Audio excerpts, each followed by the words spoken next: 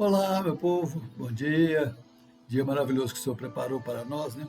Vamos lá estudar mais um pouquinho da palavra do nosso Deus. Hoje nós vamos iniciar o capítulo 6 de 2 Samuel.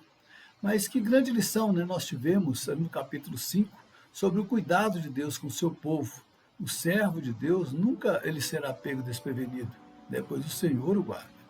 Bem que os filisteus, né, tentaram pegar Davi com a casa ainda desarrumada para tirar proveito de alguma coisa. Mas as orientações dadas por Deus fizeram com que ele obtivesse êxito e melhorasse ainda a sua estratégia, né, tendo uma segunda estratégia, uma segunda visão para alcançar os seus objetivos.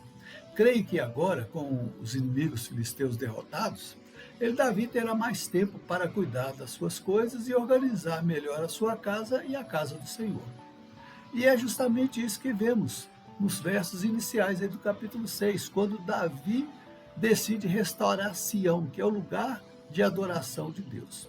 Versos 1 e 2 nos diz assim: tornou Davi a juntar todos os escolhidos de Israel, em número de 30.000, dispôs-se e, com todo o povo que tinha consigo, partiu para Baalá de Judá, para levarem de lá para cima a arca de Deus, sobre a qual se invoca o nome do Senhor dos Exércitos, que se assenta acima dos querubins. Davi ele demonstra ali a sua liderança, né, ao juntar o povo para realizar uma obra que era de real importância para o povo, que é resgatar a Arca da Aliança, que representava a presença do Senhor no meio do seu povo, como o Senhor mesmo afirmou lá em Êxodo, né, no capítulo 25, verso 21 e 22, que diz assim: porás o propiciatório em cima da arca, e dentro dela porás o testemunho que eu te darei.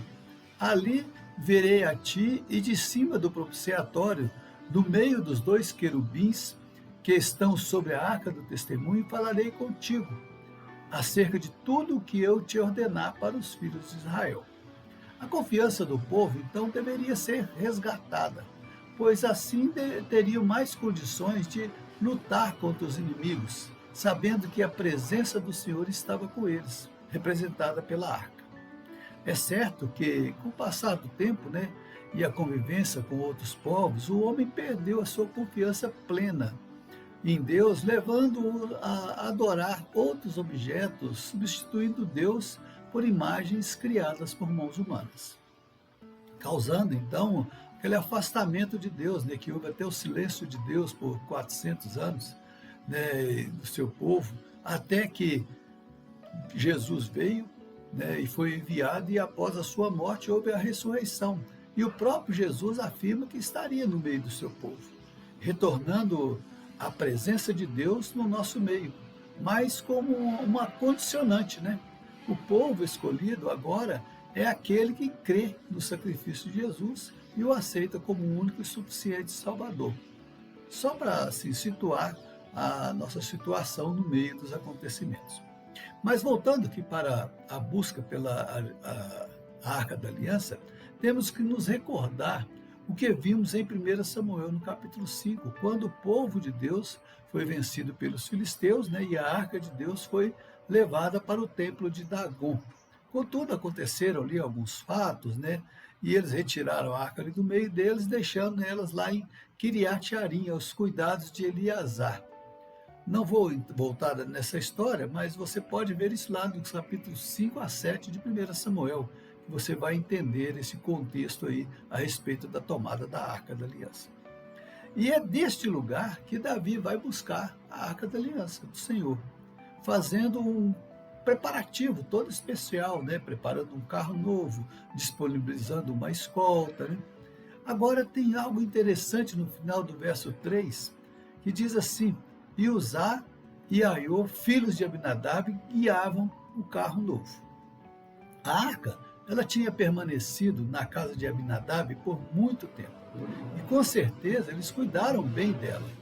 Davi, então, no meu entendimento, ele resolve honrar aquela família, colocando os filhos de Abinadab para levar a arca até Jerusalém. Entendo que foi uma boa intenção por parte de Davi, né, honrar aquelas pessoas, mas não era o que Deus havia estabelecido para a condução da arca. Deuteronômio 10, verso 8, diz assim: Por esse mesmo tempo, o Senhor separou a tribo de Levi para levar a arca da aliança do Senhor, para estar diante do Senhor, para o servir e para abençoar em seu nome até o dia de hoje. Vemos a ação humana de Davi sem consultar a Deus, ou mesmo sem observar o que Deus realmente havia determinado em sua lei.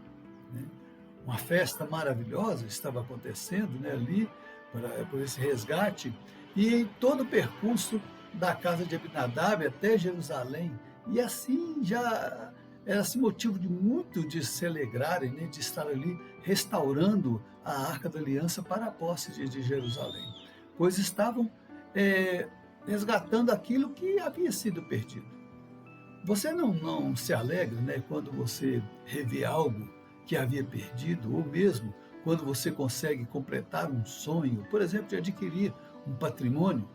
A alegria toma conta do nosso coração. E é assim que estava o coração daquele povo naquele momento. Nos versos 6 e 7, nós vemos que esta festa ela é interrompida por algo trágico. Os bois que puxavam o carro eles tropeçaram, e a arca pendeu para cair. E Uzá estendeu a mão para segurá-la, o que entendo ser a coisa mais certa a fazer também, não é? Mas este ato não agradou a Deus, pois ele não era quem Deus escolheu ali para conduzir a arca.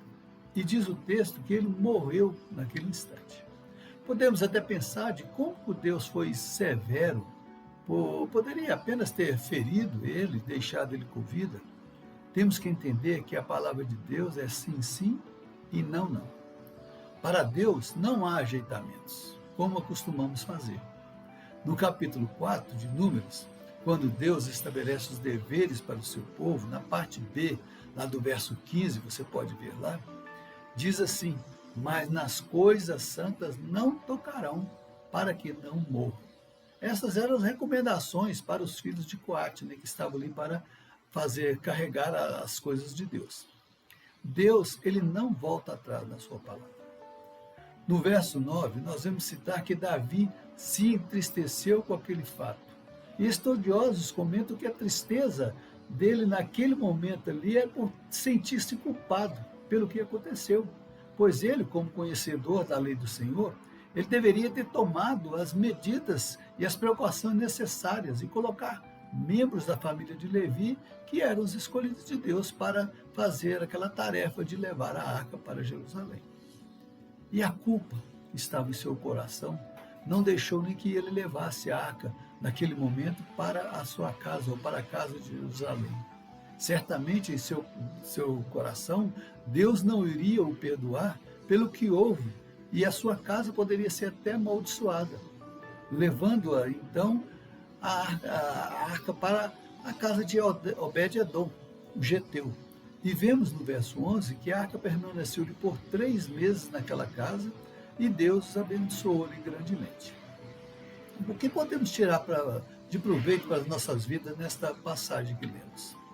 Precisamos fazer o possível para manter íntegra a nossa história, resgatando os nossos valores, deixados por nossos antepassados. Não falando aqui de bens materiais, porque isso nós não vai levar, vai ficar aqui na terra, mas daquilo que podemos guardar no nosso coração e dar um bom testemunho a respeito.